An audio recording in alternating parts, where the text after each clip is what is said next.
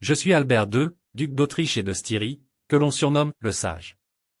Mon règne, s'étalant de 1308 à 1330, a marqué une époque de transformation profonde et de défis dans les territoires des Habsbourg.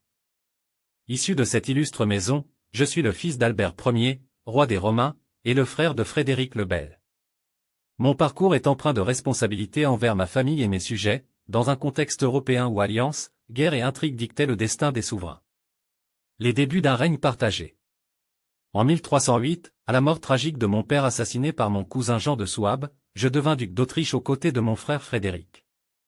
Ensemble, nous héritâmes d'un territoire dont la stabilité était menacée par des conflits internes et les ambitions de nos voisins.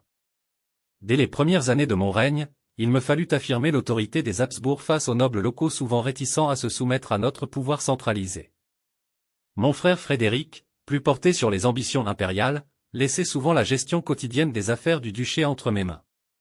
Je pris à cœur cette tâche, veillant à promouvoir la justice et à réformer l'administration pour assurer une gouvernance plus équitable. C'est dans ce rôle que j'ai gagné mon surnom de sage, pour ma capacité à arbitrer les différends et à instaurer des réformes durables. La rivalité impériale et les défis de l'unité familiale. L'un des épisodes les plus marquants de ma vie fut le conflit de succession du trône impérial. Mon frère Frédéric revendiquait la couronne du Saint-Empire romain germanique contre Louis IV de Bavière. Cette rivalité plongea le Saint-Empire dans une guerre civile prolongée, qui affaiblit non seulement nos ressources mais aussi l'unité de notre maison. Bien que je soutins Frédéric dans cette lutte, j'étais également conscient de l'impact désastreux de ces querelles sur nos terres. En 1322, après la défaite de Frédéric à la bataille de Mulhdorf, je devins le garant de la continuité des Habsbourg. J'entrepris des négociations pour préserver nos intérêts et rétablir la paix dans nos territoires. Ma capacité à tempérer les ambitions excessives de mon frère tout en consolidant nos alliances permit de limiter les pertes et d'assurer notre position dans le jeu complexe des pouvoirs européens. Le bâtisseur et le protecteur de la culture. Au-delà des conflits, je fus également un bâtisseur et un mécène. Sous mon règne, des efforts furent entrepris pour renforcer les infrastructures de nos domaines. J'encourageai la construction de forteresses, l'aménagement des routes et le développement du commerce. Je mis également un point d'honneur à protéger les paysans et à améliorer leurs conditions, car je voyais en eux la force vive de nos terres. Dans le domaine de la culture, je m'entourais de savants, d'artisans et de poètes. Je soutins les monastères, qui jouèrent un rôle clé dans la préservation et la diffusion du savoir.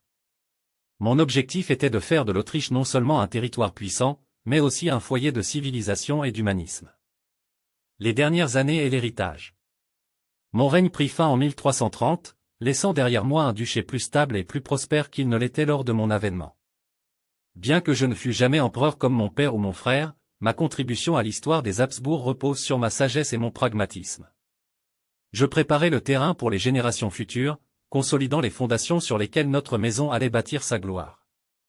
Aujourd'hui, je suis Albert II le Sage, un souverain qui, au-delà des guerres et des rivalités, a su œuvrer pour la paix, la justice et la prospérité. Mon héritage demeure dans les chroniques de notre dynastie, rappelant qu'un dirigeant éclairé peut marquer l'histoire par sa vision et son dévouement.